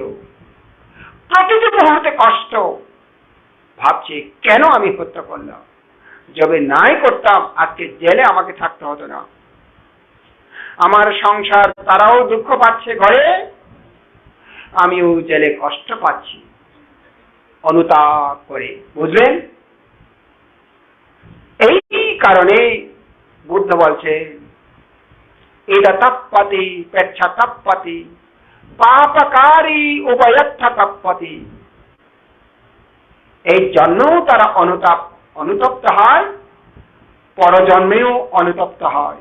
কারণ তারা নরকে যাবে, নরকে গিয়ে অনুতপ্ত হতে হবে। ইহজন্মেও জেলখানার মধ্যে অনেকটাই নরকের মতো, পরজন্মেও নরকে যেতে হবে। এই কারণে উভয় জন্মের মধ্যে, উভয় কুলের মধ্যে সে অনুন্নত হয়, সুখগ্রস্ত হয় তারা। এটা শোচতি পেচ্ছা শোচতি পাপকারী উভয়ত্থ শোচতি। এই জন্মেও অনুশোচনা করতে হয়, পরজন্মেও অনুশোচনা করতে হয়, উভয় জন্মে অনুশোচনা করতে হয়। বুঝলেন? এই কারণে জ্ঞানী ব্যক্তিরা কখনো শিল লঙ্ঘন করে না, কখনো শিল লঙ্ঘন করে না। আর এই কারণে এখানেই যখন আনন্দবান্তে বুদ্ধকে প্রশ্ন করছে, বুদ্ধ ভগবান কুশলজনক শিল সমূহ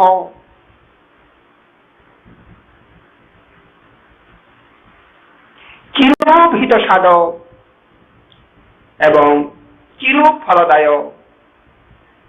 বুদ্ধ বলছে, কুশলজনক শিল সমূহ কি বলছিলাম? অনুতাপহীন, এই অর্থে হিত সাধক এই অর্থে ফলদায়ক। অনুতাপ করতে হয় না, অনুশোচনা করতে হয় না তাদেরকে। আনন্দ মনে, ইহকালীয় আনন্দ মনে অবস্থান করে পরকালীয় আনন্দ মনে অবস্থান করে। এটা প্রায় সময় বলে, ইদানন্দাতি পেচ্ছানন্দাতি। কালকেও বলেছিলাম মনে হয়, বলেছিলাম নাকি পরশু বলেছিলাম। পাপ পুণ্যকারী উভয়ত্থানন্দাতি। ইহ জন্মেও আনন্দিত হয়, পর জন্মেও আনন্দিত হয়, উভয় জন্মে আনন্দিত হয়। আপনাদের চাইতে বান্তরা বেশি আনন্দ, বুঝছেন? এই কারণে বান্তরা বেশি, আবার আয়ু বেশি পায়, এটা জানেন? হ্যাঁ, কেন? আপনাদের চাইতে বান্তরা বেশি শীল পালন করে। এই কারণে দেখুন না, বেশ কম হলে বান্তরা কিন্তু ত্যাগ করে যেতে পারে, তাই না? কিন্তু আপনারা পারবেন না। ঘর ছেড়ে যেতে পারবেন না। আর বান্তরা বিহার ছেড়ে চলে যেতে পারে, বুঝলেন? কেন? শিরের গুণ আছে বলে। শিরের গুণ আছে বলে। কেন শিরের গুণ? কিভাবে শিরের গুণ হয়? ত্যাগ শক্তিতে শিরের গুণ হয়। ত্যাগ শক্তি না থাকলে শিরগুণ হতে পারে না।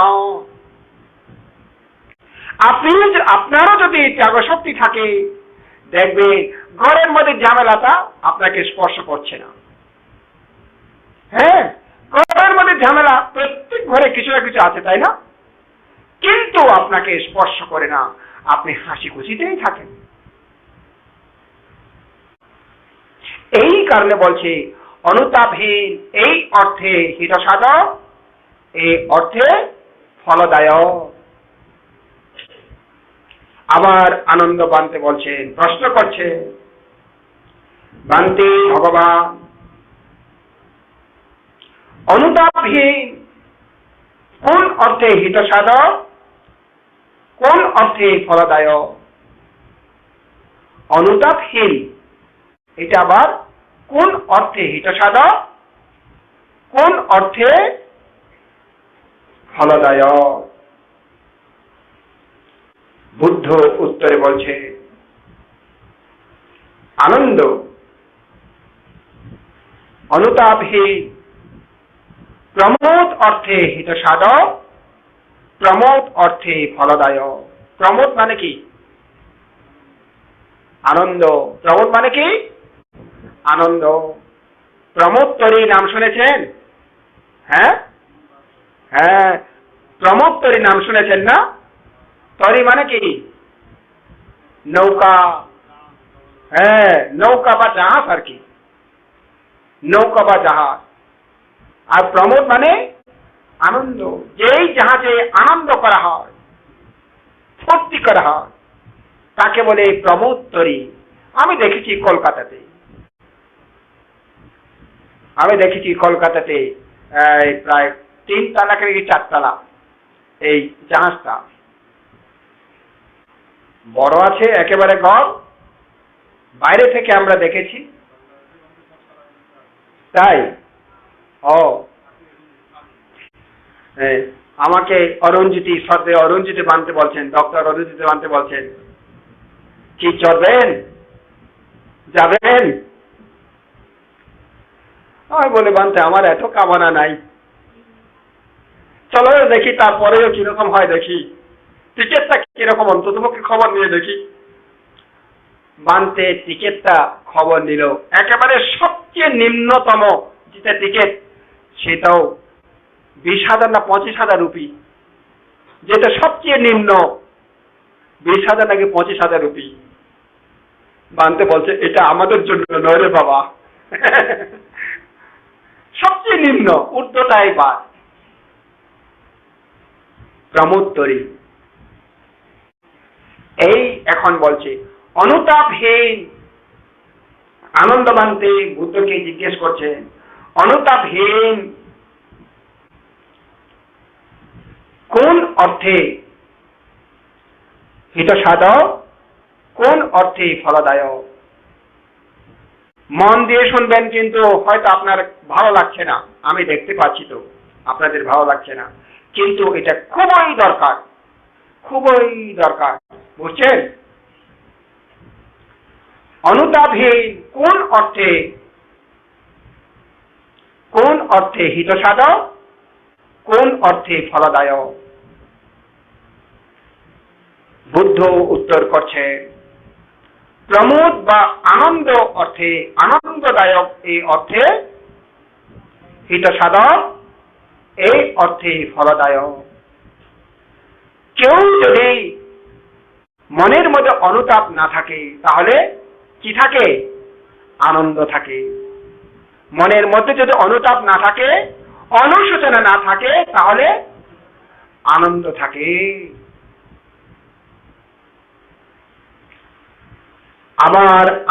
আবার আনন্দ মানতে বুদ্ধকে জিজ্ঞেস করছে বুদ্ধ ভগবান, প্রমোদ বা আনন্দদায়ক কোন অর্থে হিতসাধক, কোন অর্থে ফলদায়ক?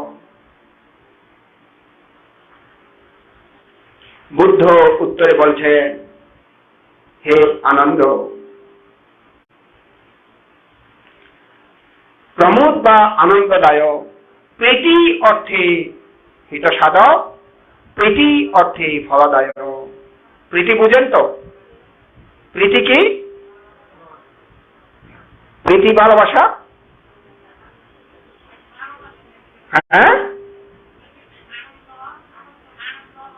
হ্যাঁ, অনেকটা আনন্দ। এটা হচ্ছে আনন্দের সূচনা,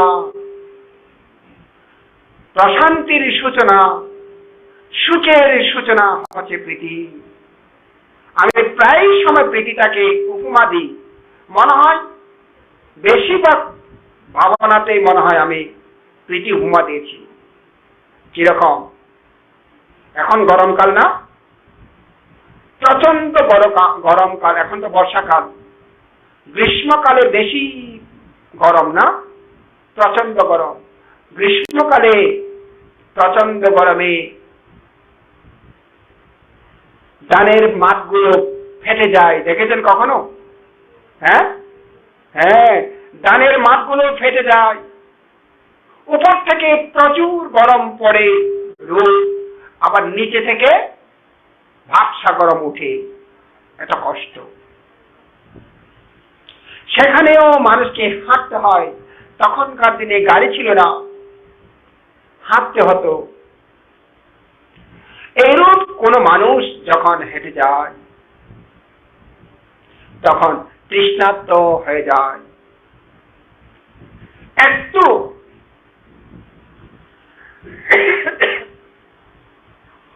একটু শীতল ছায়া কামনা করে, তাই না? শীতল ছায়া কামনা করে। এইভাবে হাঁটতে হাঁটতে যদি কোনো ব্যক্তি শীতল ছায়া কামনা করে, অনতি দূরে যদি কোনো বিরাট একটা বট গাছ দেখতে পায়, ছায়া সম্পন্ন একটা বট গাছ দেখতে পায়, তখন কি মনের মধ্যে আনন্দ উৎপন্ন হয়? ওহো, ওই তো একটা বট গাছ দেখতে পাচ্ছি, মনের শক্তি আরো হয়ে গেল, না সেখানে পৌঁছতে হবে। এই যে মনের আনন্দ যেটা উৎপন্ন হয়েছে প্রথমে শুরুতে, একে বলে প্রীতি। একে বলে কি? প্রীতি। তাহলে আনন্দ প্রশ্ন করছেন কি? প্রমোদ কোন অর্থে হিতসাধক, কোন অর্থে ফলদায়ক? বুদ্ধ উত্তর করছেন, প্রীতি অর্থে প্রমোদ, হিতসাধক, প্রীতি অর্থে প্রমোদ, ফলদায়ক। প্রীতি অর্থে।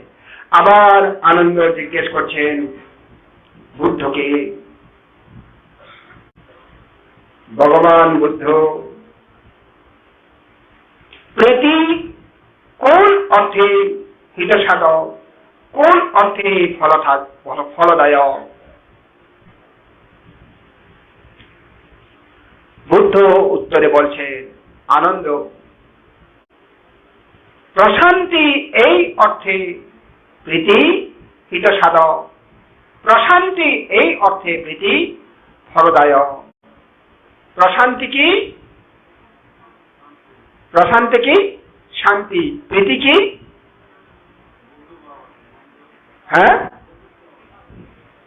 অনেকটা দুটি কাছাকাছি শব্দ।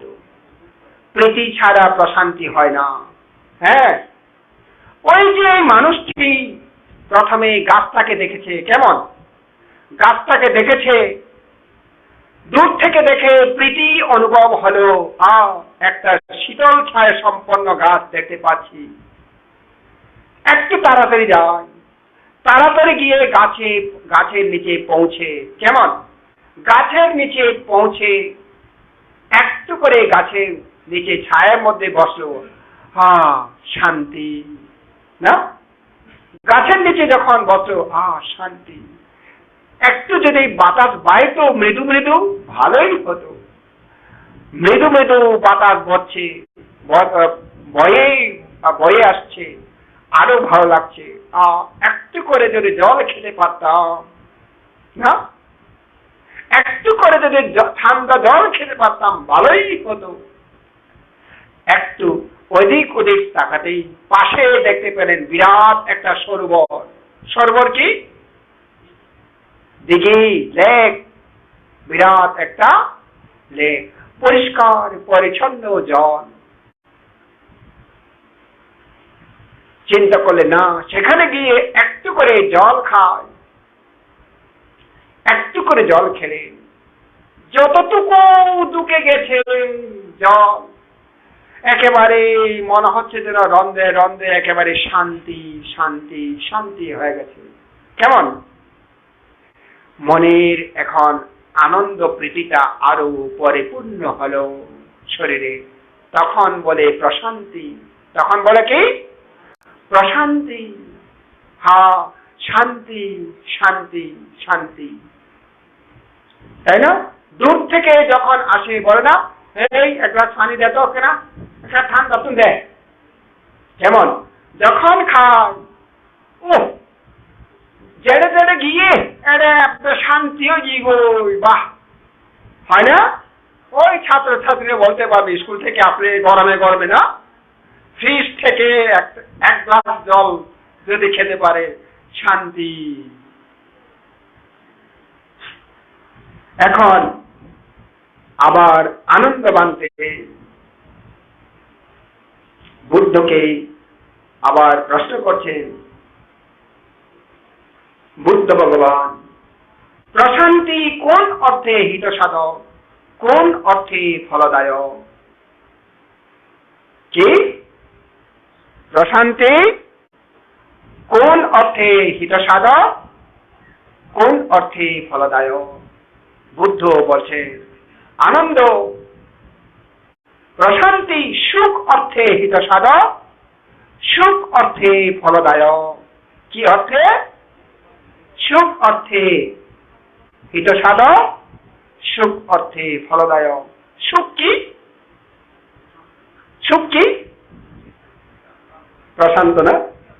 প্রশান্ত কি? আচ্ছা, এই সুখটা হচ্ছে, এই মানুষটি চিন্তা করলেন, এত বড় দিঘির জল, খেলাম জল ভালোই হলো, জল যখন আছে ঠান্ডা জল, একটু স্নান করে নিই না। একটু স্নান করে দিলে, স্নান যখন করলো, আবার এসে যখন গাছের ছায়াতে বসলো, মৃদু মৃদু বাতাস যখন বইছে, একেবারে মন শরীর প্রাণ একেবারে শান্তি শান্তি শান্তি হয়ে গেল। এই প্রশান্তিতে যখন, মনের প্রশান্তিতে যখন শরীর পর্যন্ত পরিব্যাপ্ত হয়, একে বলে সুখ। একে বলে কি? সুখ। একেই বলে সুখ। দেখেন, একজন রাজা বুদ্ধের কাছে প্রব্রজিত হলে, রাজ্য ছেড়ে প্রব্রজিত হলে, তিনি একেবারে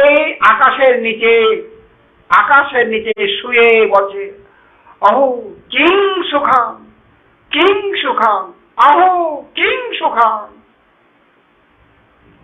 এইগুলো অন্যান্য ভিক্ষুরা দেখলে প্রায় সময় তিনি আকাশের নিচে বসে। আকাশের নিচে কোথায় বসে? হ্যাঁ, মাঠে।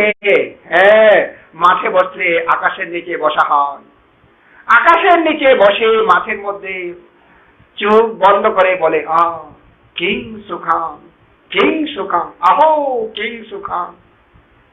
মাঝে মাঝে শুয়ে বলে, অহো কিং সুখাম, কিং সুখাম। হাত পা ছেড়ে দিয়ে এইভাবে শুয়ে বলে, কিং সুখাম, কিং সুখাম। তখন অন্যান্য ভিক্ষু সংঘরা বলছে, দেখো দেখো, রাজা রাজ্য ত্যাগ করেছে, কিন্তু এখনো তৃষ্ণা ছাড়তে পারেনি, এখনো রাজ্যের তৃষ্ণা ছাড়তে পারেনি। সেই কারণে রাজ্যের কথা মনে পড়ছে মনে হয়, কিং সুখাম, কিং সুখাম বলছে, কিসুক কিসুক বলছে, ওই রাজ্যের সুখের কথা মনে পড়ছে। এই কথা বুদ্ধকে গিয়ে বললেন ভিক্ষু সংঘরা, বুদ্ধ ভগবান, আপনার কাছে রাজা রাজ্য ছেড়ে প্রব্রজিত হয়েছে বটে, কিন্তু এখনো সে রাজ্যের তৃষ্ণা ছাড়তে পারেনি। তাই সে মাঠে কখনো বসে বলে, অহো কিশু কিশু, কখনো শুয়ে বলে, অহো কিশু কিশু। বুদ্ধ তো জানেন কেন এই কথাটা বলে, তবু বুদ্ধ ওই তার মুখ থেকে শোনার জন্য বললেন, তাকে ডাকো। ডাকলেন, আসলেন। কে ভিক্ষু, আমি শুনেছি তুমি নাকি শূন্য আকাশের নিচে বসে মাঝে মধ্যে অহো কিশু কিশু করে, মাঝে মধ্যে শুয়ে হাত পা ছেড়ে বলে, অহো কিশু কিশু, তাই নাকি? এটা কি সত্য? হ্যাঁ বুদ্ধ ভগবান, এটা সত্য। কেন এটা করে? বুদ্ধ ভগবান, আমি যখন রাজা ছিলাম, রাজ্যে রাজপ্রাসাদে যখন থাকতাম, আমার মন্ত্রী পরিষদ ছিল, সেনাপতি পরিষদ ছিল, আমার উপদেষ্টা পরিষদ ছিল, সৈন্য সামন্ত পরিষদ ছিল, তবু আমার ভয় ছিল। কেউ আক্রমণ করবে এটা আমার ভয় ছিল। কোন রাজা আমাকে আক্রমণ করতে পারে, আমার এই ভয় ছিল। অথচ আজকে আমার কেউ নেই, নেই আমার পাশে মন্ত্রী পরিষদ, নেই আমার পাশে উপদেষ্টা পরিষদ, সেনা পরিষদ, তবু আমি অত্যন্ত সুখে আছি। আমার কোনো ভয় নেই কোন রাজা এসে আমাকে আক্রমণ করবে, আমার রাজ্য হরণ করে নিয়ে যাবে, এটা আমার কোনো ভয় নেই। এই কারণে আমি বলছি, অহো কিশু কিশু। তখন বুদ্ধ ভিক্ষু সংঘকে বলছে, ভোগের সুখ নেই, ত্যাগেই সুখ, ভোগের সুখ নেই, ত্যাগের সুখ। এই জন্মে হে ভিক্ষুগণ, এই জগতে ভোগ করে কেউ পরিপূর্ণ হয়েছে বলে বলতে আমি শুনিনি, বলাও সম্ভব নয়। কিন্তু এই জগতে ত্যাগ করে সুখী হয়েছে এটা অসংখ্য অসংখ্য অসংখ্য ব্যক্তি। এরপরে আনন্দ আবার জিজ্ঞেস করছেন বুদ্ধকে, বুদ্ধ ভগবান, সুখ কোন অর্থে হিতসাধক, কোন অর্থে ফলদায়ক? বুদ্ধ উত্তর করছে, হে আনন্দ, সমাধি অর্থে সুখ হিতসাধক, সমাধি অর্থে সুখ ফলদায়ক।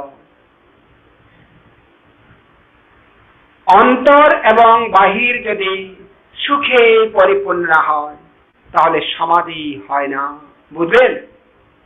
চিত্ত সমাহিত হয় না।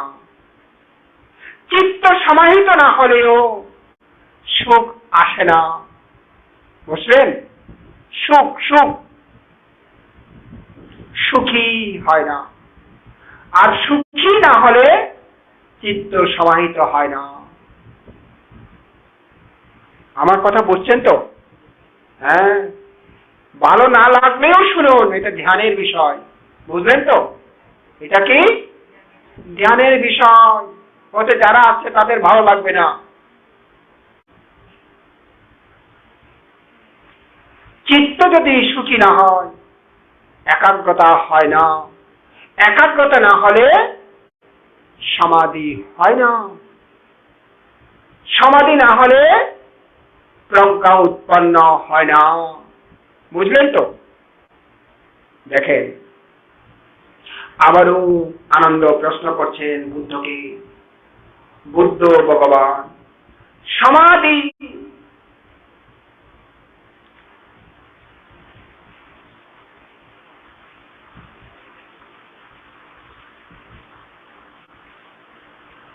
সমাধি কোন অর্থে হিতসাধক, কোন অর্থে ফলদায়ক? সমাধি কোন অর্থে হিতসাধক, কোন অর্থে ফলদায়ক? বুদ্ধ উত্তর করছেন, যথাভূত জ্ঞান দর্শন, এই অর্থে সমাধি হিতসাধক, এই অর্থে সমাধি ফলদায়ক। কি বলছে? যথাভূত জ্ঞান দর্শন। কি বলছে?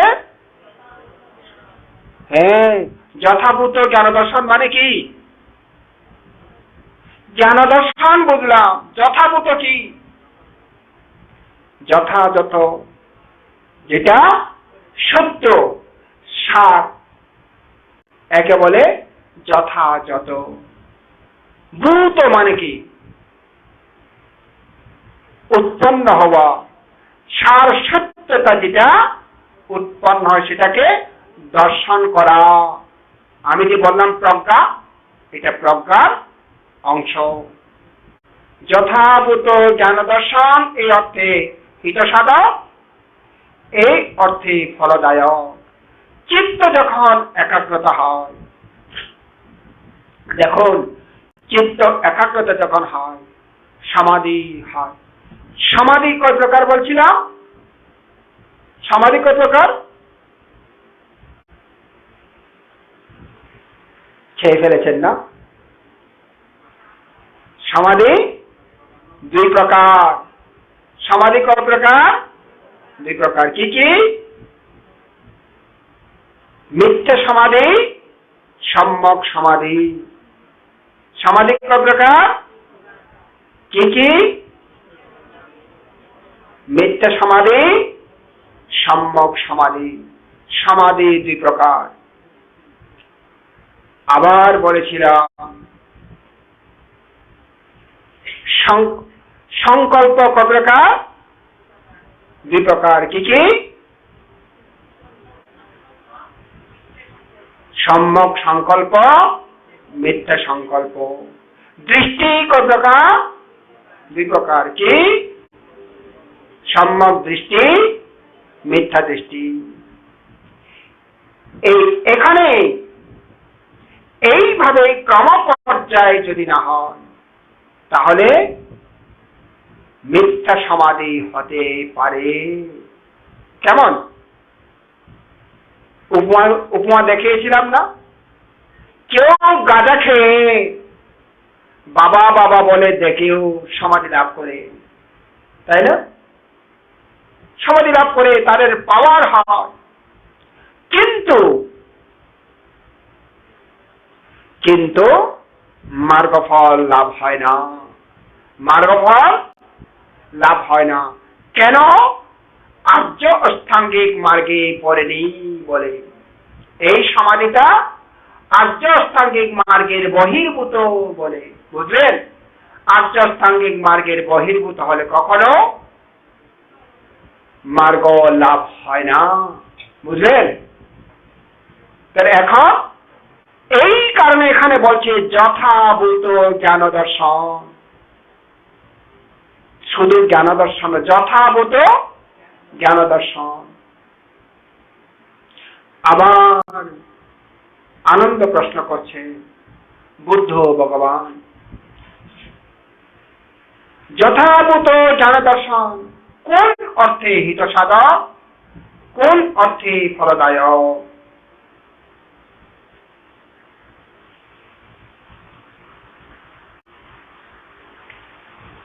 বুদ্ধ উত্তর বলছেন, আনন্দ, শান্তিপদ বিরাগ অর্থে যথাভূত জ্ঞান দর্শন হিত সাধক, শান্তিপ্রদ বিরাগ অর্থে যথাভূত জ্ঞান দর্শন ফলদায়ক। শান্তিপ্রদ বিরাগ বুঝেন? শান্তিপ্রদ কে? যেখানে শান্তি লাভ করা যায়, যেই পদ আচরণ করলে, যেই পথ গমন করলে, যেই উপায়ে জীবন ধারণ করলে শান্তি লাভ হয়, একে বলে শান্তিপ্রদ। বুঝছেন? শান্তিপ্রদ। বিরাগ মানে কি? রাগের বিপরীতে বিরাগ। কালকে বলেছি, রাগের বিপরীতে বিরাগ। রাগ কি? রাগ কি? আসক্তি। রাগ মানে কি? আসক্তি। বিরাগ মানে কি? নিরাসক্ত। রাগ মানে কি? আসক্ত। বিরাগ মানে কি? নিরাসক্ত। এই কারণে এখানে বলছে শান্তিপ্রদ বিরাগ। শান্তিপ্রদ বিরাগ এই অর্থে হিত সাধন, এই অর্থে ফলদায়ক। এই শান্তিপ্রদ বিরাগ অপর নাম বলা যায় এখানে দুঃখ থেকে মুক্ত হওয়া। বুঝলেন? এখানে শান্তিপ্রদ বিরাগ দুঃখ থেকে মুক্ত হওয়াকে বোঝায়। দুঃখ থেকে মুক্ত হওয়া মানে কি? অরহত্ব লাভ করা। কি লাভ করা? অরহত্ব লাভ করা। জন্ম দুঃখ, জরা দুঃখ, ব্যাধি দুঃখ, এই দুঃখ থেকে চিরতরে মুক্ত হওয়া শান্তিপ্রদ বিরাগ, এই অর্থে এখানে বোঝানো হয়েছে বুদ্ধ। বুঝলেন? এই কথা শুনে আনন্দ অত্যন্ত অত্যন্ত প্রীত হলে বুদ্ধের বাক্যকে অভিনন্দন করে সাধুবাদ দিলেন। আপনারাও সাধুবাদ প্রদান করুন।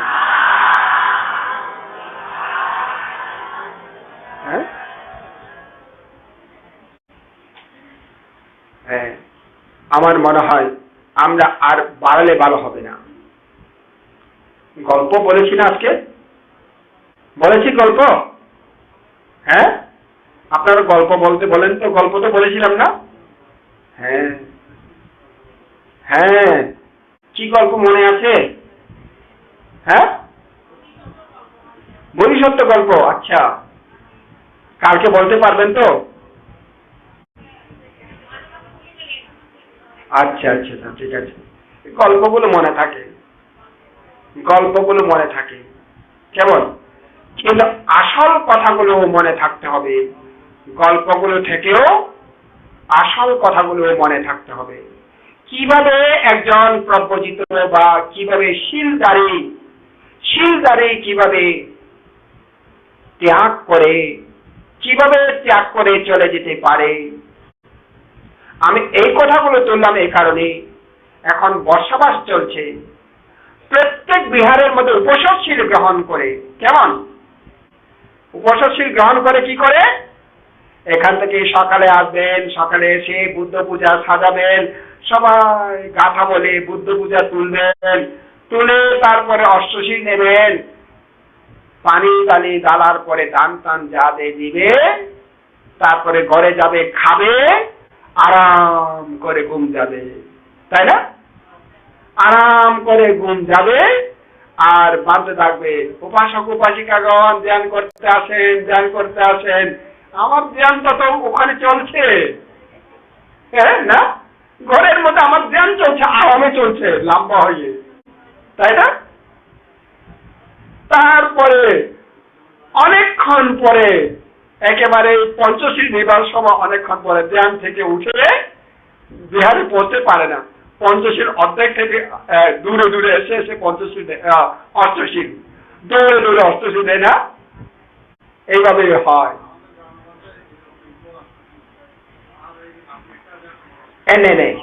এটা এখন প্রায় ঘরে, প্রায় গ্রামে আছে, প্রায় গ্রামে আছে এখন। আমার এখানেও অর্থাৎ অঙ্কুরগুনাতেও ছোট্ট ছোট্ট ছেলে মেয়েরাও অষ্টশীলে, একেবারে ছোট্ট ছোট্ট, অর্থাৎ এই 2-3 পড়ে, তারাও অষ্টশীল নেই। আর একটা সুবিধা, স্কুলটা একেবারেই বিহারের পাশে, এই কারণে তারা অষ্টশীল নিতে পারে। হ্যাঁ, স্কুলের পাশে তো একেবারে বিহার। এখন ওই কি করে তারা জানে, স্কুলে যায়, আগে নাকি স্কুলে যেতে 9টায় স্কুলে যেতে হয়, স্কুলে যায়, তারপরে এখানে হলে আবার শীল নেই, অথবা যদি নিতে না পারে ও বিকালতে নেই, কিন্তু 12টার আগে ভাত খেয়ে গেলে। ওরা বুদ্ধি আছে, হ্যাঁ ওরা বুদ্ধি আছে। মামা ওকে বলে, আমি তো আর থাকতে পারবো না, স্কুলে না গেলে টিচারকে তো মারবে, বকা দেবে, আমি স্কুলে যাচ্ছি, কিন্তু আমি 12টার আগে ভাত খেয়ে ফেলবো। ও বিকালে তার নেবে অষ্টশীল, কারণ তখন ছুটি হয়ে যায়। হ্যাঁ, এই গল্পটা বলার কারণ হচ্ছে এই কারণে যে অষ্টশীল যেদিন নেই সেদিন যেন ঘুমটাকে ত্যাগ করে, দিনের ঘুম রাত্রে ঘুম বলছি না, দিনের ঘুমটাকে যেন ত্যাগ করে, বুঝলেন? যেদিন অষ্টশীল নেবেন সেদিন দিনের ঘুমটাকে ত্যাগ করবেন। বিহারে খাওয়ার পর পরে বিহারে চলে আসবেন, বিহারে চলে এসেছে কিছুক্ষণ সংক্রমণ করবেন, হাঁটবেন, কারোর সাথে কথা বলার দরকার নেই, কিছুক্ষণ বসে ধ্যান করবেন।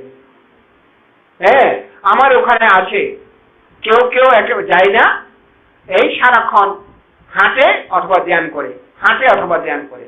কেউ কেউ আবার 12:30টায় চলে আসে ঘরের থেকে, কেউ কেউ আবার 1টায় চলে আসে, আবার একেবারে নির্দিষ্ট 11:15টায় শেষ, 11:15তে সবগুলো শেষ হয়ে যেতে হবে, যে গিয়ে যাতে দুটো খেতে পারে।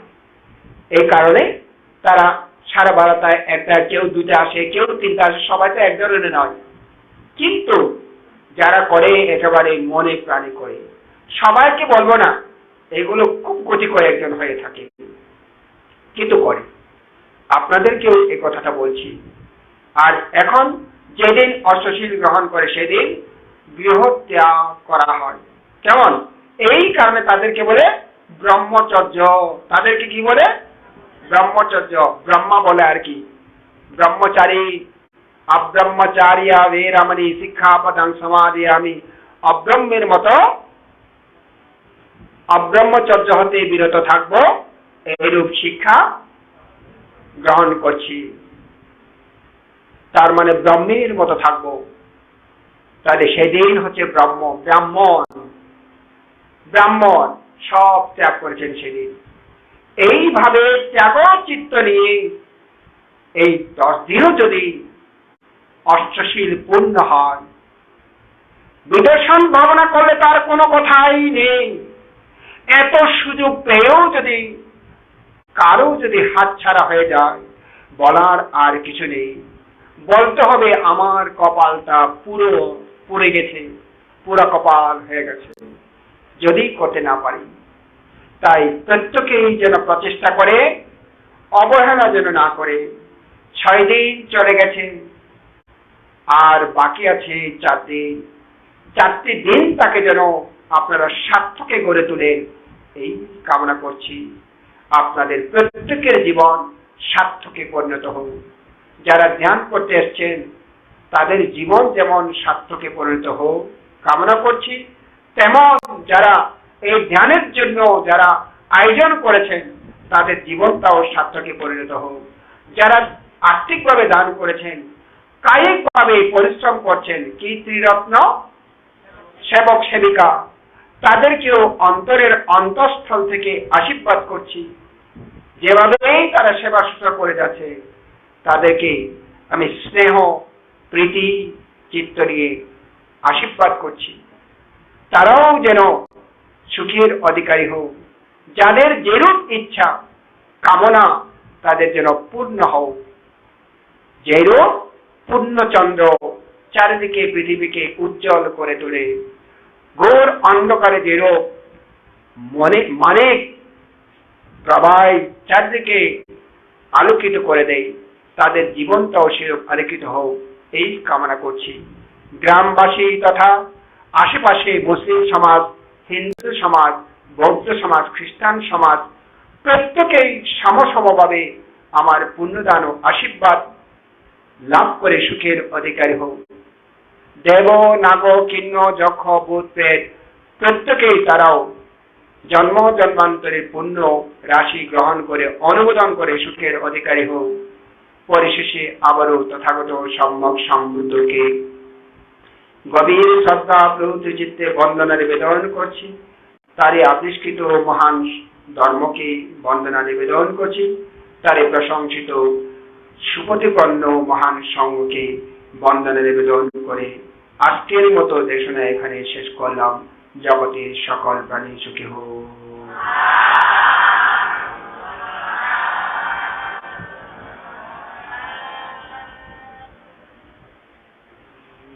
কি আর সমস্যা